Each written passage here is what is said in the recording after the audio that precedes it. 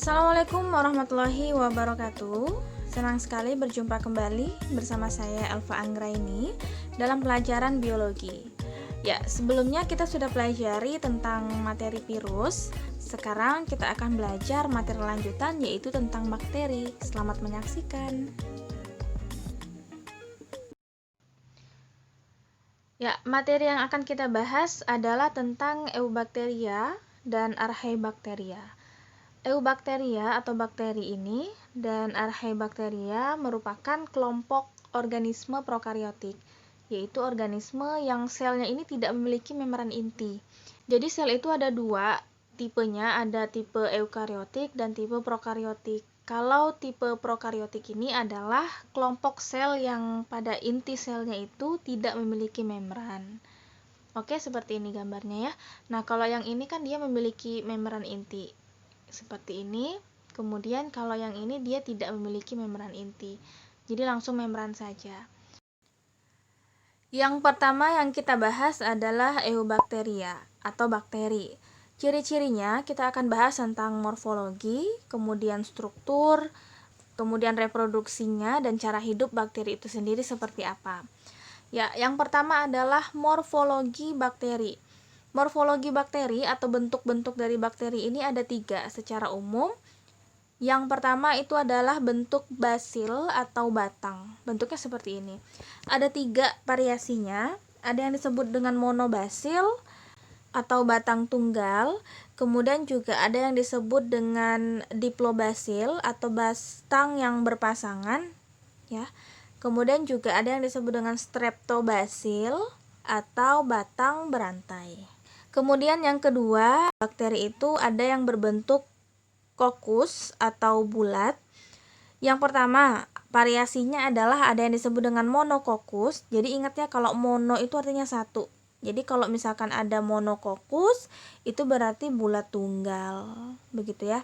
Kemudian juga ada yang disebut dengan diplococcus. Diplococcus ini dia kokusnya berpasangan.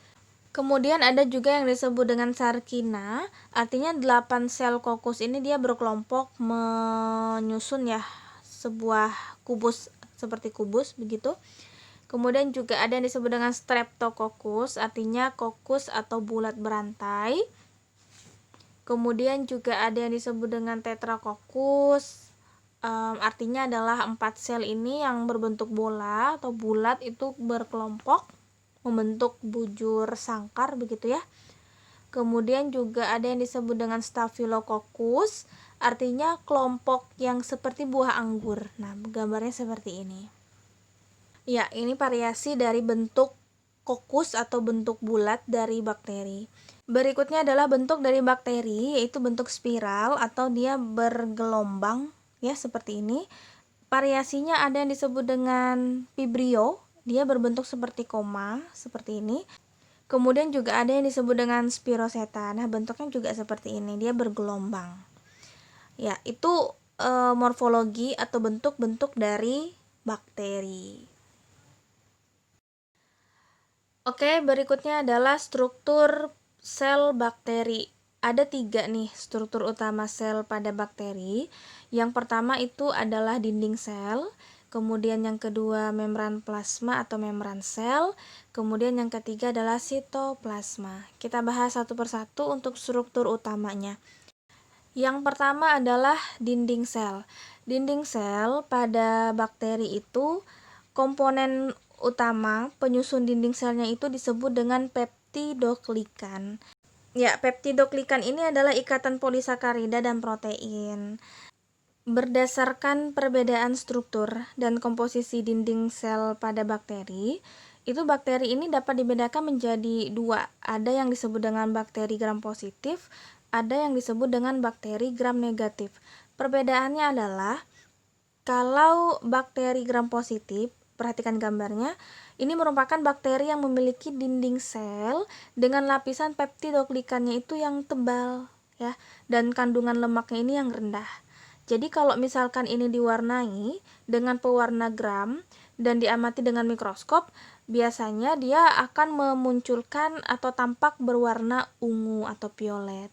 Sedangkan kalau bakteri gram negatif, ini merupakan bakteri yang memiliki dinding sel dengan lapisan peptidoglikanya itu tipis dan kandungan lemaknya ini lebih tinggi. Nah, kalau bakteri ini diwarnai maka akan tampak berwarna merah. Oke? Oke, berikutnya adalah membran plasma atau membran sel. Fungsinya yang mengendalikan transportasi zat menuju ke dalam dan keluar sel bakteri. Lanjut, berikutnya adalah sitoplasma. Sitoplasma ini memiliki fungsi sebagai tempat berlangsungnya reaksi metabolisme sel untuk mendapatkan energi. Di dalam sitoplasma itu biasanya ada DNA, ada RNA, ada ribosom, dan lain-lain sebagainya ya.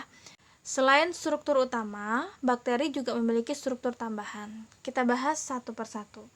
Yang pertama adalah mesosom. Mesosom ini merupakan tonjolan membran yang penghasil energi ya.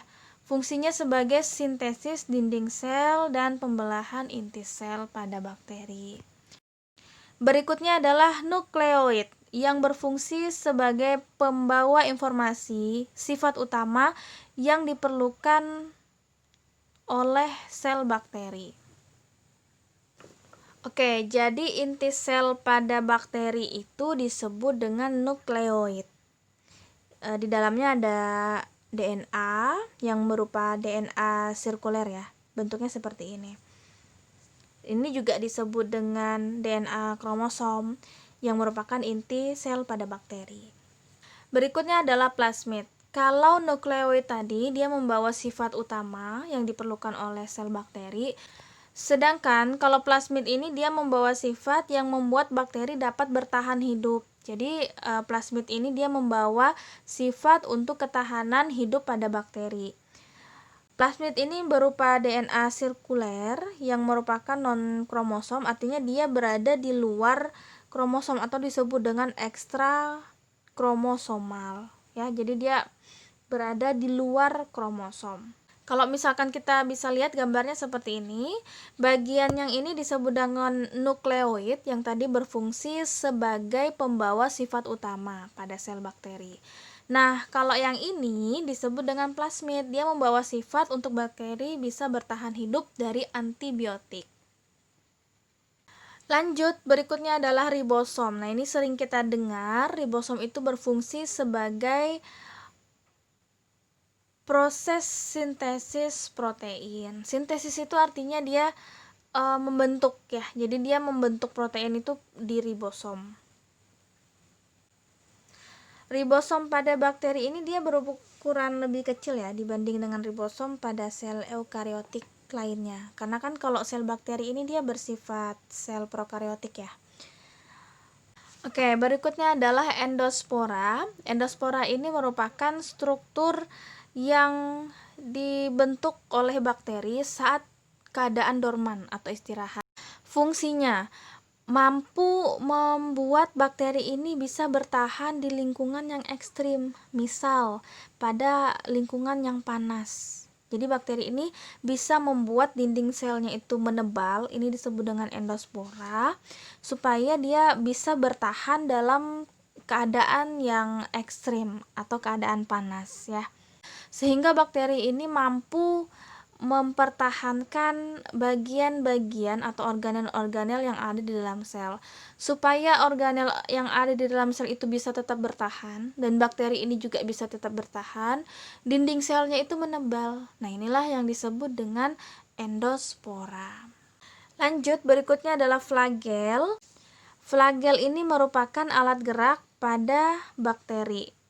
Nah, berdasarkan letak dan jumlah flagelnya, bakteri ini dibedakan menjadi beberapa flagel. Yang pertama ada yang disebut dengan monotrik. Monotrik ini artinya bakteri yang memiliki satu flagel di salah satu ujungnya, bentuknya seperti ini ya. Kemudian juga ada yang disebut dengan amfitrik. Amfitrik ini artinya bakteri yang memiliki sejumlah flagel di kedua ujungnya. Kemudian juga ada yang disebut dengan lofotric. Lofotric ini artinya bakteri yang memiliki flagel atau sejumlah flagel begitu ya di salah satu ujungnya saja.